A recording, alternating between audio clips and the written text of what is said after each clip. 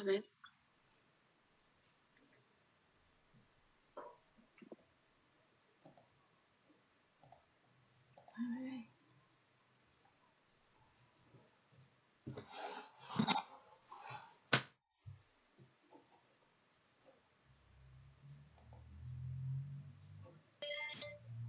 Bueno, vamos a ir como a la parte de las preguntas que fueron quedando, ¿no? Que sería como esta parte final.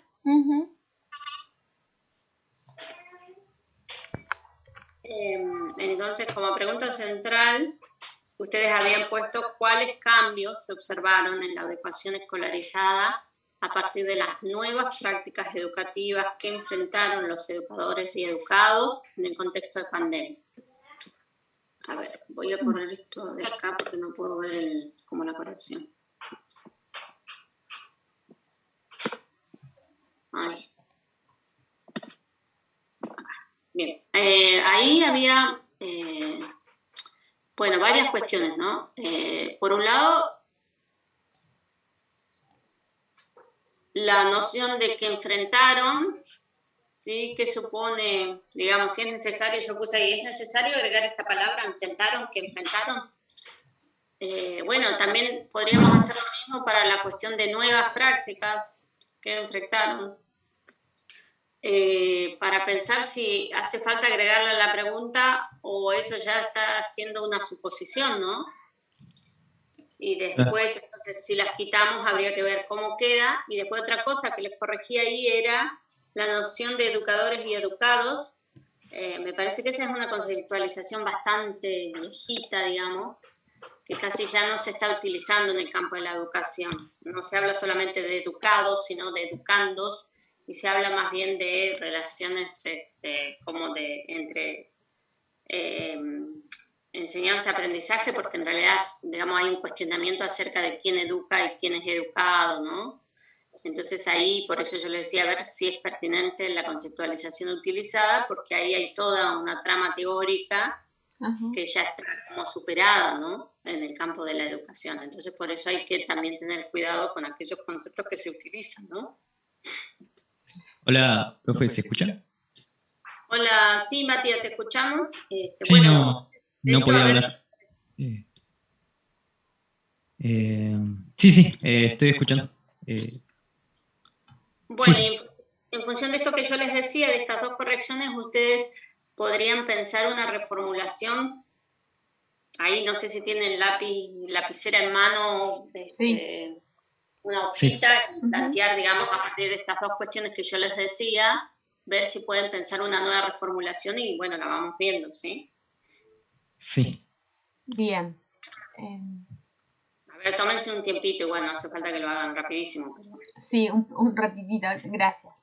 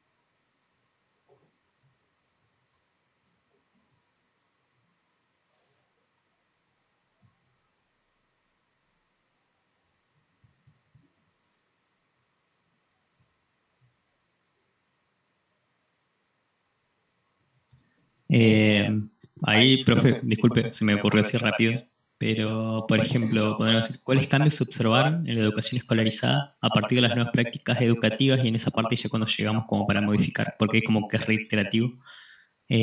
¿Cuáles cambios se observaron en la educación escolarizada a partir de las nuevas prácticas? ¿Cuáles cambios observó el colectivo? O podríamos usar el colectivo en vez de así en general, digamos. ¿Cuáles cambios se observó en el colectivo de la educación escolarizada o más o menos por esa línea? No sé si estaría bien. A mí se me ocurrió otra. ¿Qué cambios se produjeron en la relación pedagógica durante el contexto de pandemia? Bien, a ver, si nosotros agarramos la pregunta tal como estaba y le sacamos, digamos, estas cuestiones, nos quedaría cuáles cambios se observaron en la educación escolarizada a partir de las nuevas prácticas educativas en el contexto de la pandemia, ¿no? Sí. Y ahí la pregunta no estaría tan mal, pero igual yo volvería a hacer una observación en relación a, por ejemplo, esta idea de nuevas prácticas educativas, ¿sí? Porque ahí estamos suponiendo que hubieron nuevas prácticas educativas en la pandemia, entonces ahí hay una cuestión de de pensar que antes había otra cosa y ahora hay otras nuevas, ¿no? Entonces por ahí, más que suponer, digamos, ¿se acuerdan que la idea es que las preguntas amplíen la mirada y que tengan esta posibilidad de ser preguntas abiertas para poder conocer? Entonces, si le sacamos nuevas prácticas, quizás quedaría cuáles cambios se observaron en la educación escolarizada a partir de las prácticas educativas que se llevaron a cabo en el contexto de la pandemia o durante la pandemia. Bueno, ¿no? Genial. Eso sí sacamos ahí. Igualmente sigue faltando la focalización y ahora vamos a ver por qué la focalización. Veamos la pregunta de Susi. A ver, Susi, ¿cómo habías dicho? Yo la reformulé. Bueno. Tratando de no perder el eje, pero esa fue la intención primera. ¿Qué cambios se produjeron en la relación pedagógica? Sí, en el contexto de pandemia. Pensando en que no teníamos que hablar de educados y educandos y pensando en no utilizar el término enfrentaron. Está bien, bueno, ahí, digamos, ahí ya sí hay un poco más de focalización porque el interés va a estar puesto en las prácticas, perdón, en la relación pedagógica, sí, ¿no? Entonces, ahí uno podría decir que quizás que si uno pone prácticas educativas, estaría incluyendo la relación pedagógica, después hay que ver eso, qué pasa con la conceptualización en el marco teórico de ustedes, digamos que eso se ve luego, porque depende de cómo definan cada uno de los conceptos de la pregunta central y de las preguntas derivadas. Pero ahí, entonces, uno lo que está viendo que también puede ser es que el foco está puesto ya en la relación, o sea, en esta relación pedagógica, ¿no? Entonces, no voy a mirar todo, sino básicamente poner el ojo en la relación pedagógica entre, digamos, quienes participan de esas prácticas educativas. Igualmente sigue faltando la focalización. Ustedes pudieron ver ahí tengo un poco de ruido porque están mis nenas que ya están terminando con las actividades, entonces no están en casa. Les decía esto de la focalización pensando en el ejercicio de Google. ¿Qué creen que les está faltando agregar? Si nosotros quedamos con estas dos que ya estarían como más mejor, digamos, en términos de formulación, igualmente sigue faltando la focalización. ¿Qué creen que les falta para focalizar? A hacer la focalización en el sujeto que estamos estudiando, digamos, o al menos en el sector, digamos, como diciendo, hay, porque si educadores y educandos también remite a muchas cuestiones, pero ahí no sabría bien cómo nombrar. O sea, sería cuáles cambios observaban, por ejemplo, no sé, cuáles cambios se observaron en el colectivo académico en el contexto de pandemia, pero por ahí capaz que es muy amplio también. Es como que nosotros consideramos que al momento de hablar de contexto de pandemia ahí estamos haciendo la focalización, porque es como que la relación pedagógica que queríamos analizar está contextualizada o focalizada en un contexto particular que elegimos, que es esta pandemia. Bien, pero la pandemia... ¿Cómo está mal interpretada? Sí, ahí estamos confundidos, me parece.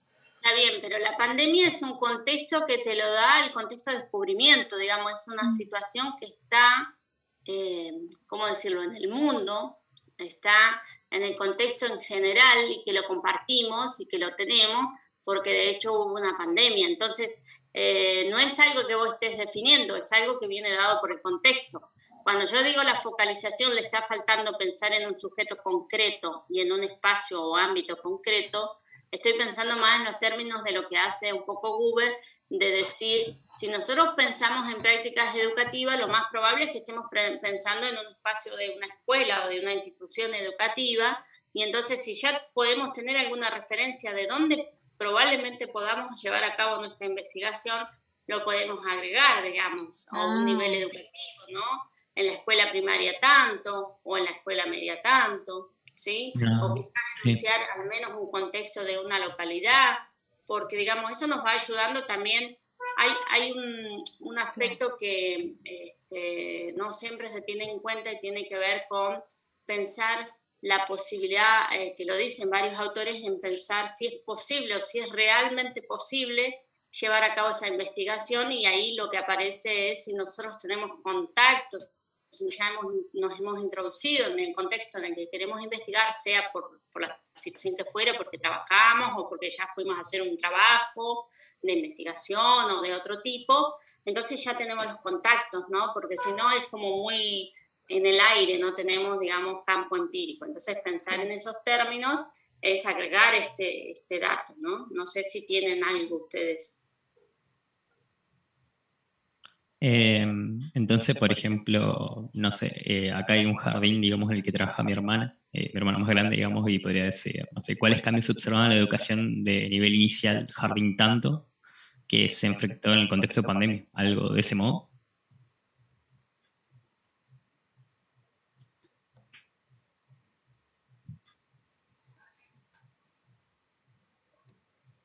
Y ahí tendremos que poner también dónde está situado el jardín, en qué localidad, me imagino. Claro, es verdad. También ayudaría eso, por ejemplo, podríamos poner en el nivel inicial en Cipolletti, por decir alguna cosa, ¿no?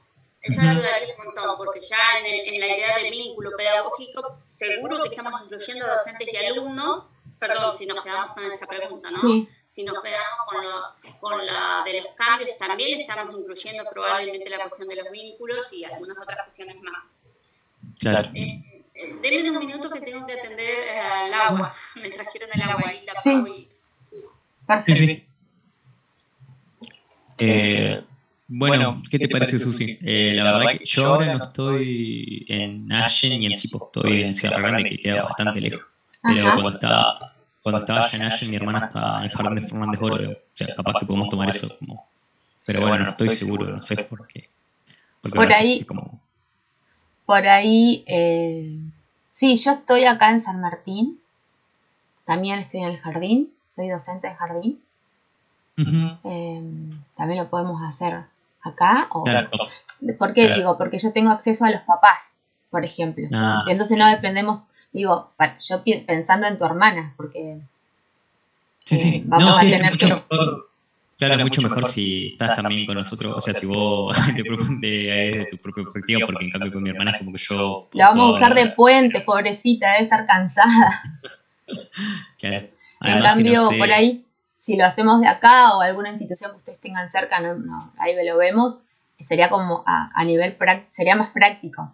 Porque yo hablo con mis papás, les pregunto los datos también a mis compañeras, porque como estuvimos el primer año virtual, tenemos todos los ya está toda la plataforma con toda la información. Y acá lo que pasó en particular en San Martín, en el jardín donde yo comencé este año, porque depende de las realidades, sufrieron mucho la falta de dispositivos y la falta de datos. Toda una situación económica que llevó a que los chicos no se pudieran conectar. No me pasó en el otro jardín, por ejemplo, que es privado, que ellos sí se pudieron conectar, por ejemplo, y tenían actividades extraescolares, o sea, por acá un tiempo se abrió, iban a talleres, totalmente diferente a la realidad. Pero creo que este Jardín 43 apunta más al objetivo de nuestra investigación, quizás. Pero bueno, lo hablamos con Mari, a ver si ella por ahí tiene otra propuesta. No creo, seguramente esté de acuerdo. Porque... sí, no sé, cursamos juntos de primer año, por eso. Sí, yo digo para no tercerizar, porque como vamos a seguir sobre este trabajo y no hinchar a otras personas tanto. Sí, pero estaría bueno. Sí, viste que hay por ahí, para ser más específico, podríamos poner, no sé, cuáles cambios socioeconómicos, no, de carácter socioeconómico se observaron en el nivel de enseñanza tal, así, en el contexto de pandemia, finalmente. Sí, quizás la Ahí, pregunta principal podría ser esta en relación a la pedagógica, pero viste que de la pregunta principal después tenemos que hacer derivaciones, otras subpreguntas. Claro. Entonces quizás en la subpregunta podemos preguntar el aspecto socioeconómico Claro. que va para no desvirtualizar la principal. Si no le vamos, me imagino, o sea, lo que veo, ¿no? Si no, creo que le vamos a poner como 2 focalizaciones y ahí no creo que Cristina nos va a decir que una focalización, que porque es la más importante, como la que más, porque la relación pedagógica en este contexto de pandemia, en este jardín situado en tal lugar, a medida que nos vamos preguntando acerca de esta relación, ahí va a aparecer las falencias o lo que falta o la parte pedagógica o el desinterés, porque pasó eso también, ¿viste? Le dieron como más importancia a veces a los hermanitos que estaban en primaria. Claro. Ahí volví. Entonces, una vez que ustedes decidan cuál va a quedar como pregunta central de estas dos que vimos y en relación a las cuestiones que conversamos, hay que repensar, vieron que yo les puse que ustedes después que definan la pregunta central repiensen cuáles van a ser las preguntas derivadas, al menos 2 o 3, porque después las derivadas de la central son muchas. Entonces ahí lo que hay que ver es, en función de cómo quede nuestra pregunta central, armar 2 o 3 preguntas que nos permitan tener más datos o más elementos para poder construir conocimiento en relación a esa pregunta central, ¿no? Que no hablen de otro tema, sino que los temas que se van a incorporar en las derivadas nos permitan conocer ese gran tema o ese gran objeto de conocimiento que planteamos en la pregunta central, ¿no? O sea que las derivadas vamos a tener que hacer entonces preguntas derivadas siempre en la relación pedagógica. En este contexto.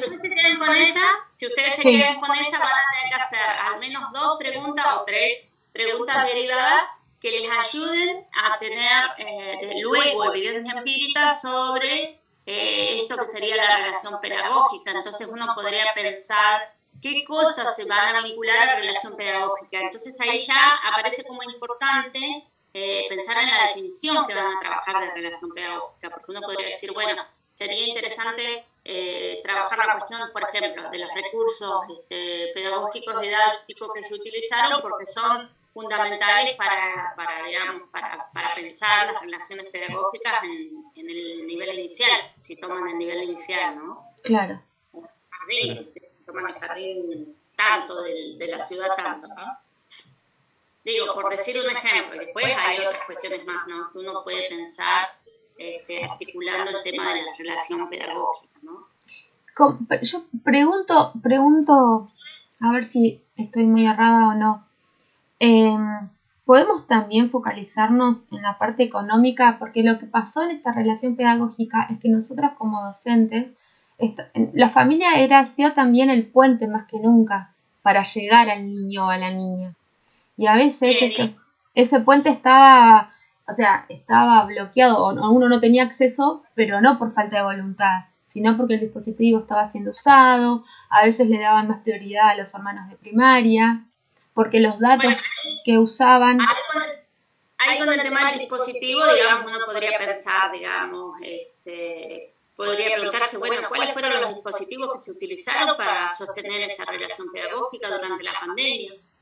Entonces ahí uno, aparte, digamos, de lo que ya conoce, puede tener otros elementos, porque yo, digamos, de lo que sé del nivel inicial, es que siempre fue más práctico el trabajo con material concreto que el espacio virtual que se hizo en otros niveles, por las características mismas de la edad, niños, ¿no? Claro. De la edad de los niños. Sí, y pasamos por diferentes etapas, porque en un primer momento no nos dejaban entregar material, pero después elevamos notas a supervisión y nos habilitaron a hacer entregas. Entonces, una vez por semana, con todo el protocolo, podíamos ir a la institución a entregar el material. Bueno, los cuadernillos. En otros lugares, por ejemplo, supe que se utilizó la radio, tanto para inicial como para primaria, en parajes alejados que la gente no tenía. Por ahí podía tener celular o podía tener una computadora, pero no tenía internet. Entonces las conexiones no tenían mucho sentido tampoco, ¿no? Entonces ahí sí podrías hacer una pregunta vinculada a los dispositivos, que tiene que ver con lo económico, pero la pregunta es por los dispositivos. Bien, esa es la pregunta. Cuando uno hace el análisis puede decir, bueno, preguntar después cuando se hace trabajo de campo cómo fue por qué medio, por qué dispositivo se sostuvo esa relación y ahí ir viendo, digamos, se sostuvo por tal y tal dispositivo, por tales y tales razones, ¿no? Pero eso ya se va viendo en el trabajo de campo. Perfecto. Profe, igual no sé si puedo preguntar, pero una duda que tenía yo con respecto al final, ¿se rinden las dos investigaciones juntas que cursamos el año que viene o se rinden por separado? Esa es una definición personal. Pueden rendirlo con informe de la investigación 1 solamente, o hacer la investigación 2 y después rendir todo junto, porque ahí ya tienen como todo el proceso, ¿no? Incluido el trabajo de campo, el análisis. A mí, yo si tengo que sugiero que rindan las dos juntas, porque cuando ustedes avanzan con el trabajo de campo, hay muchas transformaciones que hay que hacerle a la primera parte. Entonces, si uno ya la rindió, está bien, ya está aprobada, ya tiene aprobada la primera investigación, pero después el informe queda con reformulaciones y entonces ahí es como que es más difícil, digamos, tomarlo en cuenta para cuando rinde el final de las dos, ¿no? Claro. Claro. Es coherente.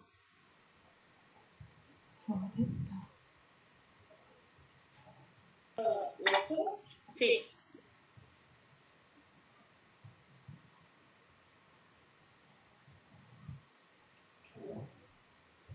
Bien, entonces las preguntas derivadas van a ser en relación a la relación pedagógica.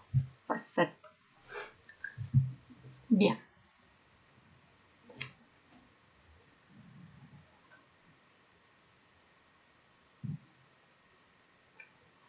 Bueno, me parece que con eso estamos.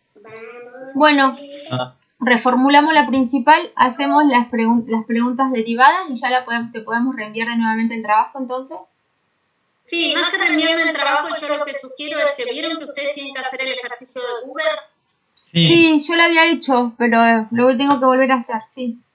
Bueno, ahí, ese ejercicio de Google, ustedes tienen que subir esa tarea a un espacio que es exclusivo para esa tarea, entonces ya háganlo con esta pregunta reformulada. ¿En Petco? Sí, vieron que está el archivo con el ejercicio práctico, el esquema, y ustedes ahí retoman la pregunta central, ¿no? Y ahí tienen que hacer ese ejercicio y después subirlo. Hasta ayer, hasta el 4 era la fecha, pero lo pueden entregar hasta mañana también. Bueno. Perfecto. Perfecto. Bueno, el TP4 hasta hoy no, o sea, no, pregunto porque acá está abierto hasta el 4 días más. No, el TP4, como lo aclaré en el semi, es hasta mañana nomás, porque yo tengo que entregar las notas al 9, ¿sí? No tengo más tiempo para subir las notas para la regularidad. Yo lo dejé abierto hasta el 10 por una cuestión organizativa mía para tener espacio, porque, por ejemplo, sé que siempre me pasa que si no lo entregan el 4, la fecha que yo puse, me dicen, bueno, mañana o 2 días más, y sí, pero hasta el martes es como último día, ¿sí? Bueno. Porque ya es 7, si no, yo no tengo tiempo para corregir.